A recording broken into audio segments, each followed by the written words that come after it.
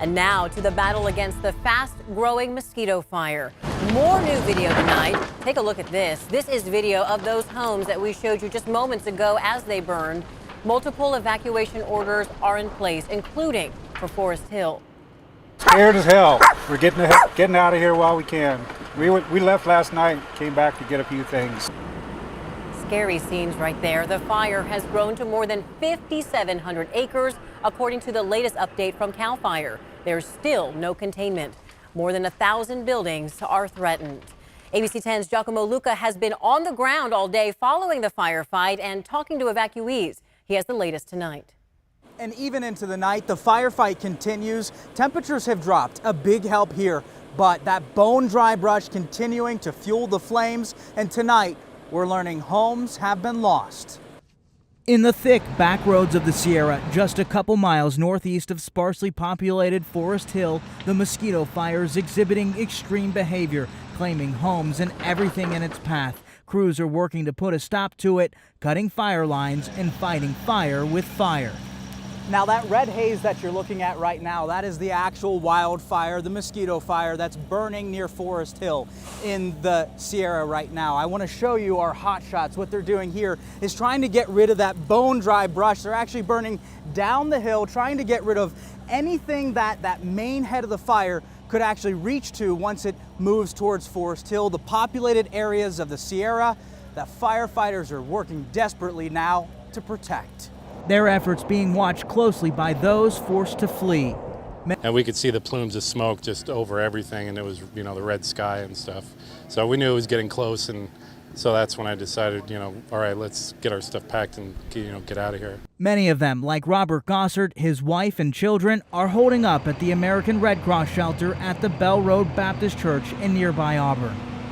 The impact that it's causing is devastating to a lot of us. Ben Alexander packed up his family and everything they could, including their 9 dogs. All of our lives are up here, This is where we live. Leaving everything else behind, never knowing if they'll have a home to return to. Now evacuees like David Hance are standing by patiently for any answers. I just hope it's okay. Hope it's okay. Firefighters continuing that valiant fight tonight, but they are expected to get hit with extreme temperatures again tomorrow, only making that firefight even more challenging. Heartbreaking. Giacomo, thank you. Now, take a look at this plume of smoke the mosquito fire is putting up over Placer County. The heavy smoke blanketing the area today. Meteorologist Carly Gomez joins us now, tracking our dry conditions and our record heat. Carly. That's right, and we are dealing with very dry conditions. Now, we want to talk about that pyrocumulus cloud that started billowing up earlier this afternoon, and really it's all that hot air at the surface rising, creating that own formation that it's dealing with, but it's also been creating its own erratic winds for the area. Despite some of the winds being calm to light today, now we're starting to see a little bit of movement happening, 5 to 10 mile per hour winds, mostly downslope winds happening at the moment due to offshore winds pushing in.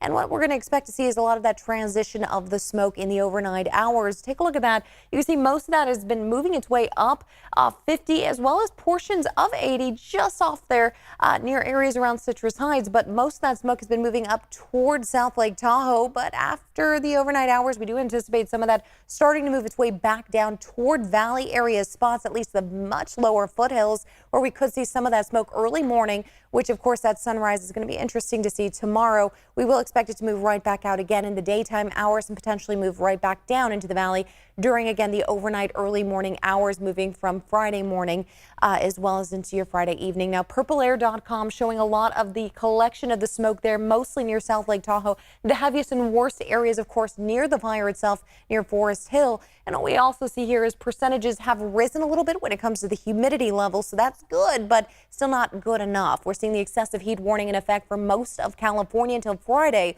And the Gilmore backyard is finally seeing a little bit of that heat dropping off. Temperatures now in the 80s. We'll talk more about the massive heat up headed our way for tomorrow.